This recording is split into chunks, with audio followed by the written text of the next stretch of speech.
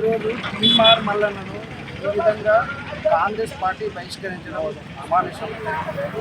ఎందుకంటే తెలంగాణ ప్రజల గొంతుక తీన్మార్ మల్లన్న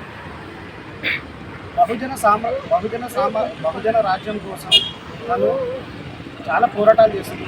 ప్రజల పట్ల అంకిత భావంతో ప్రజల గొంతుకై ఈరోజు తెలంగాణ ప్రజలకు ఏది జరిగినా కూడా ఆ సబ్జెక్టు పైన, ఆ విషయం పైన ముక్త ఖండంతో ఖండిస్తూ ఈ కాంగ్రెస్ పార్టీలో ఉన్నానని, నాకెవరు ఆ అధిష్టానం ఉందని ఎప్పుడు కూడా భయపడతాడు.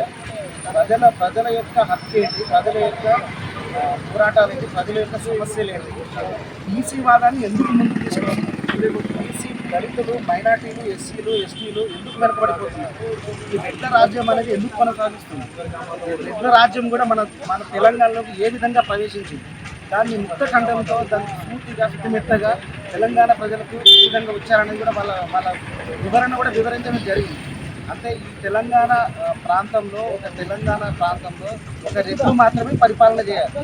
ఇక దళిత సామాజిక వర్గం కానీ, ఎస్సీ కానీ, ఎస్టీ కానీ వీళ్ళకి ఎవరికి కూడా అవకాశాలు రావట్లేదు. ఎవరైతే గట్టిగా ప్రశ్నిస్తున్నారో అది వాళ్లకు ఇబ్బందికరంగా చెప్పి ఈ విధంగా అతను తొలగించడం అమానుషం. గతంలో కూడా ఈటల రాజేందర్ను ఏ విధంగా కేసీఆర్ అయితే తొలగించాడో అప్పుడు కూడా తెలంగాణ యావత్ తెలంగాణ ప్రజలు ముక్తఖండంతో అతనికి సపోర్ట్ పలికినారు. ఈరోజు కూడా తీన్మార్ మల్లన్నని తెలంగాణ ప్రజలు, బీసీ వాళ్ళు, ఎస్సీ వాళ్ళు, ఎస్టీ వాళ్ళు అందరూ కూడా అతనికి సపోర్ట్ చేయాల్సిన అవసరం ఆసన్నమైంది. రాబోయే కాలంలో తీన్మార్ మల్లన్నకు మద్దతుగా పలికి తనకు ఏ విధంగానైతే సహాయం మనం చేయాలనుకుంటున్నామో ఆ విధంగా కూడా మన ప్రజలందరూ చేయాలని